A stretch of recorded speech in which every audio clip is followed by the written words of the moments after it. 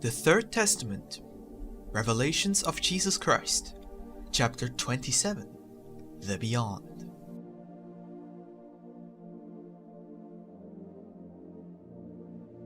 The knowledge needed about spiritual life. Thus saith the Lord.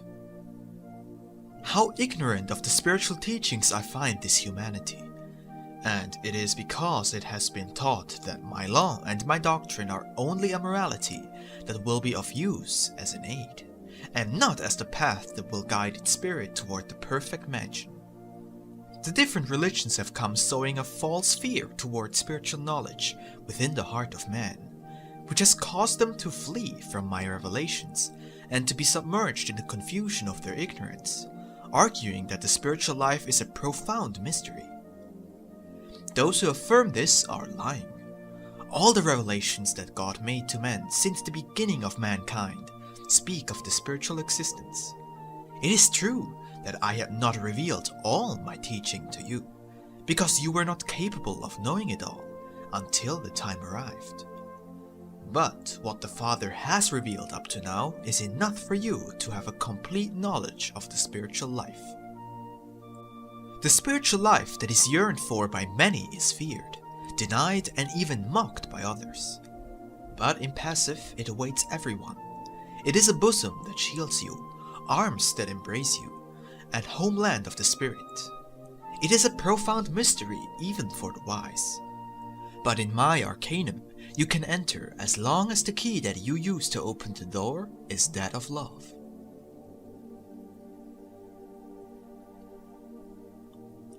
Heaven and Hell. Men have imagined hell as a place of eternal torture, where they believe that all those who have disobeyed my mandates will go, and in the same way they have created a hell for great faults. They have imagined another place for lesser faults, as well as one for those who have done neither right nor wrong. Those who say that in the hereafter there is neither rejoicing nor suffering are not telling the truth. No one is without suffering, nor exempt from rejoicing. Afflictions and joys will always be mixed as long as the spirit does not attain to supreme peace. Listen, O my people. Hell is within the incarnated and discarnated, indwellers of this world and the spiritual realm. Hell is a symbol of great pain, of terrible remorse, of desperation, of suffering and bitterness of those who have sinned greatly, and from those consequences they will be liberated according to the evolution of their spirit towards love. Glory, on the other hand, which symbolizes happiness and true peace, is for those who have withdrawn from earthly passions, in order to live in communion with God. Question your conscience, and you will know if you are living in hell, if you are atoning for your faults, or if you are vibrating with the peace of glory. What men call glory or hell are not predetermined places. It is the essence of your deeds, which your spirit gathers when it reaches the spiritual realm. Each one lives his hell, inhabits his world of atonement, or enjoys the happiness which the elevation and harmony with the divine spirit offers. Just as man on earth can create a spiritual peace for himself, similar to the peace of my kingdom, he can also, with his perversity, surround himself with an existence like a hell, made of vice, evil, and remorse. In the hereafter, the spirit can also find worlds of darkness, of perversity, of hatred and vengeance, according to the spirit's degree of confusion, low passions and desires. But truly, I say to you, that the heaven as well as the hell, which men visualize only through earthly figures and images, are no more than different stages of the spirit's evolution. One stage is the highest level of perfection, achieved by a spirit through its evolution and virtue, and the other is a stage where the spirit lives in an abyss of darkness, vices, and confusion. To the virtuous spirit, it makes no difference where it finds itself, for wherever it may be, it will carry within the peace and the love of the Creator. On the other hand, the impure and disturbed spirit can find itself in the best of worlds, but will continue to feel itself burning with remorse until it becomes purified. Do you believe that I, your Father, have created places specifically for the purpose of punishing you and thus eternally avenging your offenses? How foolish are the men who continue to teach those theories? How is it possible for you to believe that eternal darkness and pain are the destiny awaiting spirits which, though having sinned, will always be children of God? If they need to be taught, here is the teacher. If they need love, here is the Father. If they yearn for forgiveness, here is the perfect judge. The one who never seeks me, correcting his faults, will be unable to reach me. But no one will be able to resist my justice nor my trials. You can only reach me when you are pure. Among so many mansions within the house of the Father, there does not exist a single world of darkness. His light is in all of them. However, if the spirits penetrate into them with a veil over their eyes, due to ignorance, how can they be able to behold that splendor? If you ask a blind person here in the world what he sees, he will answer, only darkness. It is not that the sunlight does not exist, rather that he is not able to see it. I say to you during this period, do not accept the idea of hell that humanity has accepted. There is no more hell in this world, other than the life that man has created with his wars and hatred. And in the spiritual valley, there is no fire other than the great remorse that the spirit feels when its conscience shows it its errors. Those who, in their religious fanaticism, only await the punishment of hell in the beyond, while holding that belief are themselves forging their own hell, for the confusion of the spirit is similar to that of the human mind, but more powerful. You ask, Master, is there salvation for them? I tell you, there is salvation for everyone, but peace and light will come to that spirit when the darkness of the disturbance has gone. Have you ever felt pity for someone whose mental illness makes him see things that do not exist? How much greater would be your sorrow upon seeing those disturbed beings in the beyond as they look into their imaginary hell? Do not tremble before these revelations. On the contrary, enjoy, thinking that this word comes to destroy the concept of eternal punishment that you have had, and all the interpretations that you have been given of eternal fire in the past. Fire is the symbol of pain, of the regrets and repentance that torment the spirit, purifying it as gold is purified in the crucible. In that pain is my will, and in my will is love for you. If it were true that fire was what punished human sin, then the bodies of all who have sinned would have to be thrown into the fire here on earth, while alive. The dead would not feel it, because their bodies never ascend to the spiritual space. Rather, when their mission is concluded, they return to the bowels of the earth, where they merge with nature, from which they took life. But if you believe what you call eternal fire is not for the body, but for the spirit, that too is a serious mistake. For in the spiritual realm, there are no material elements, nor does fire act upon the spirit. What is born of matter is matter. What is born of the spirit is spirit. My word does not descend to attack any belief. If someone believes such, they are gravely in error. My word comes to explain the content of all that which has not been duly interpreted, and which therefore has produced confusions that have been transmitted from generation to generation among humanity. What worth would my law and my doctrine have if they were not able to save spirits from error and sin?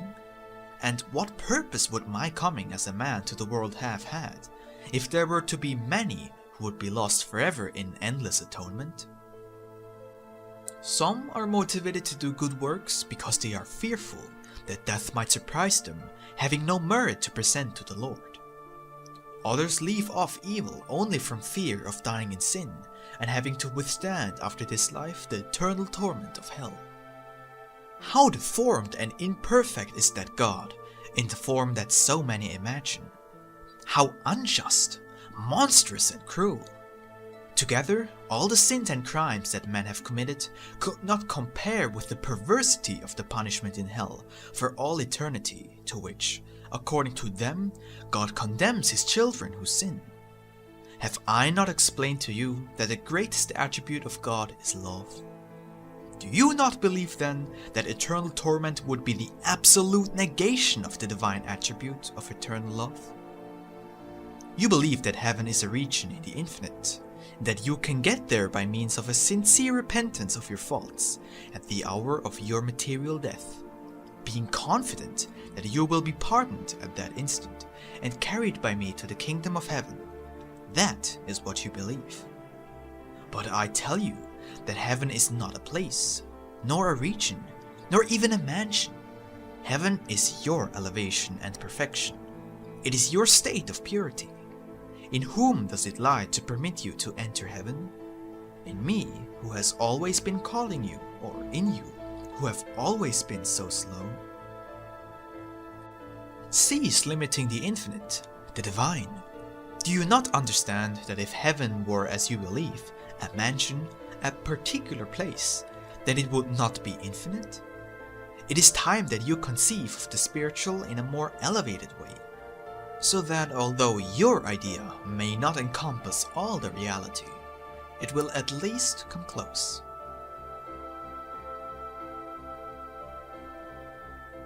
The music of heaven.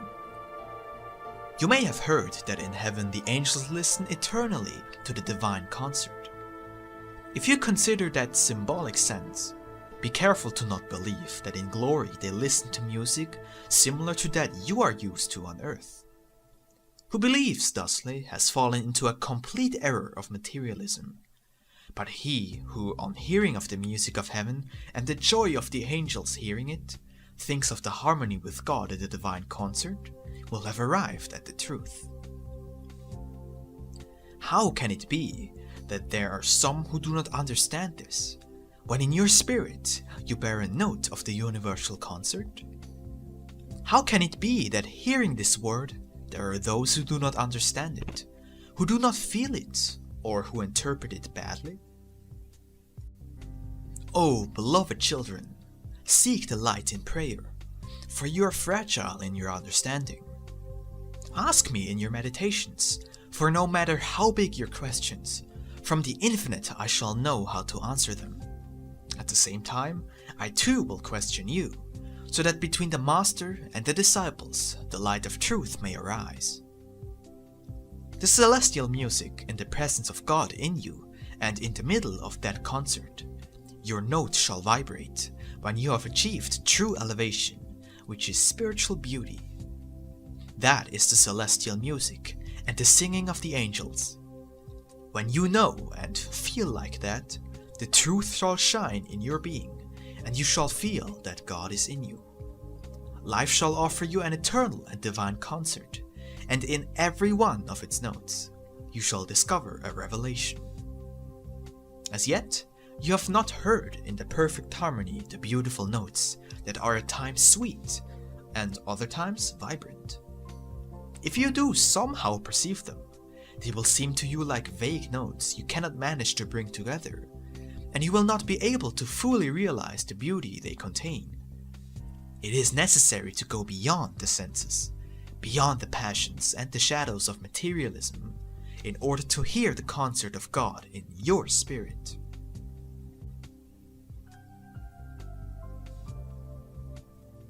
In my Father's house there are many mansions, dwellings.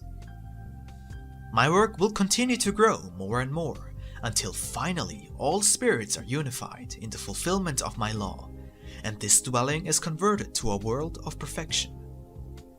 Those who inhabit it in that time will feel my love palpitate in all creation, and will continue preparing to inhabit a better world. This dwelling shall be temporary for your spirit. It will go to other regions, to other planes of the beyond, in search of its perfection. Remember that I told you, in my Father's house are many mansions. In this time of greater evolution, in which you understand my teachings better, I have come to tell you, in the house of the Father there are an infinity of mansions. Do not think, therefore, that upon leaving this world, you will achieve the maximum level of spiritual elevation. No, disciples, when your time on this planet ends, I will lead you to other dwellings, and in this way I will guide you eternally upon the infinite ladder of your perfection. Trust in me, love me, and you shall be saved. It is impossible that from this world you try to imagine what my kingdom, heaven, or glory are, or how they are. It suffices for you to know that it is a state of perfection of the spirit, from where it sees, feels, and understands the marvelous life of the spirit, which you cannot understand or conceive now. I say to you that even the spirits who inhabit higher levels than those where you live do not know the reality of that existence. Do you know what it is to live within the bosom of the Father? When you dwell there, then you will be able to know it. Only a vague presentiment, a slight intuition of that mystery, will briefly cross through your heart as an incentive along your path of evolution.